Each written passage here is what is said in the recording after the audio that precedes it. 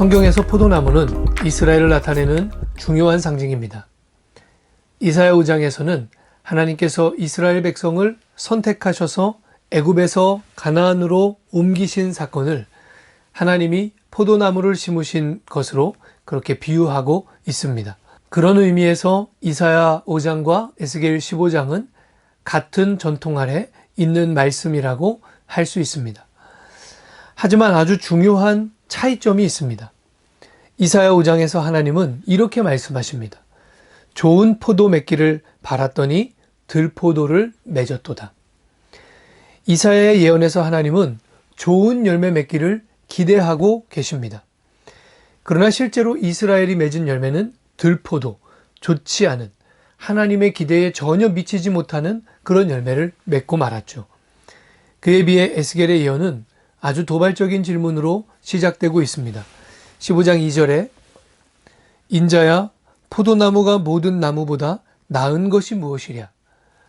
하나님께서는 포도나무가 다른 모든 나무들보다 나은 점이 무엇이냐고 그렇게 에스겔에게 질문하십니다. 그러면서 포도나무의 용도로는 전혀 어울리지 않는 것들을 말씀하시죠.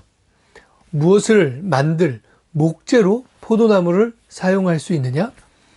땔감으로밖에 쓸 수 없다. 그러나 사실 실제로는 포도나무는 땔감으로 사용하기에도 적절치 않은 그런 나무입니다.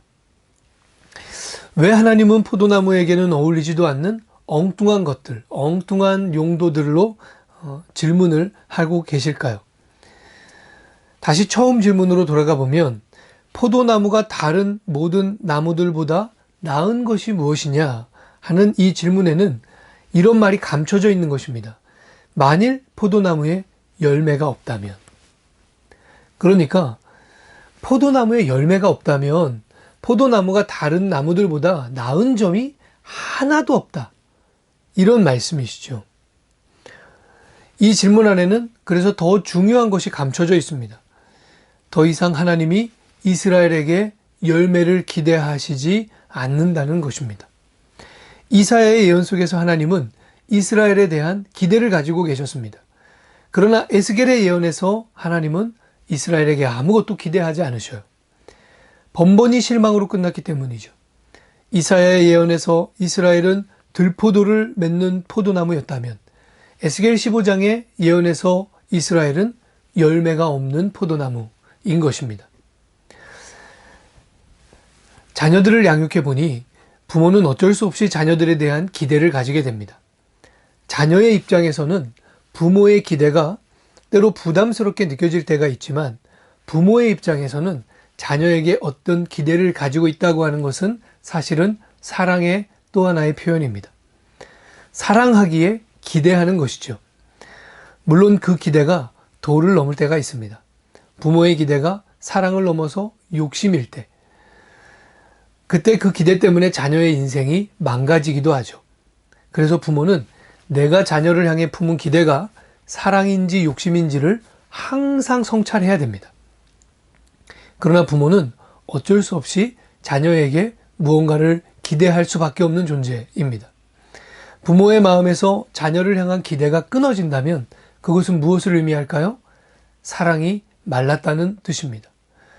관계가 파괴되었다는 뜻입니다. 사랑이 마르고 관계가 파괴되기 전에는 부모는 자녀를 향한 기대를 멈추지 않습니다. 에스겔의 예언 속에서 하나님과 이스라엘 민족의 관계가 파괴된 것입니다.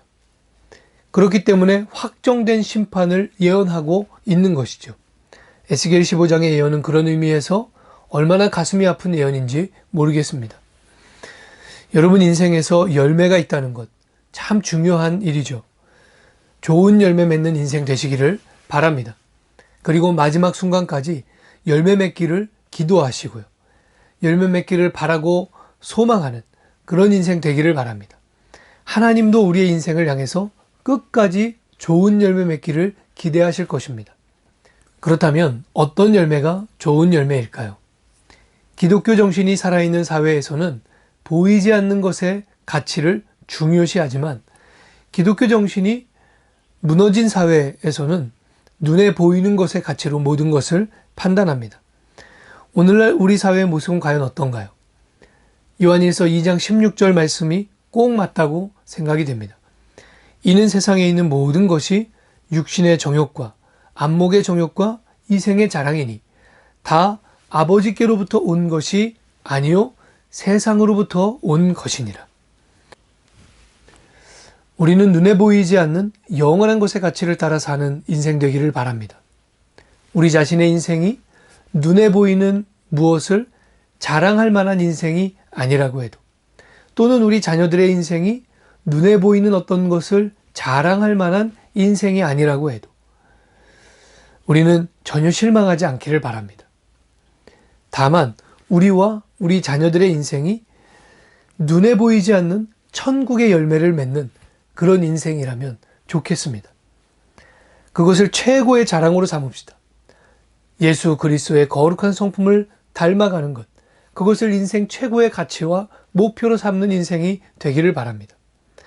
감사한 것은 하나님께서 여전히 우리를 기대하신다는 사실입니다. 하나님은 우리가 열매 맺기를 기대하고 계십니다.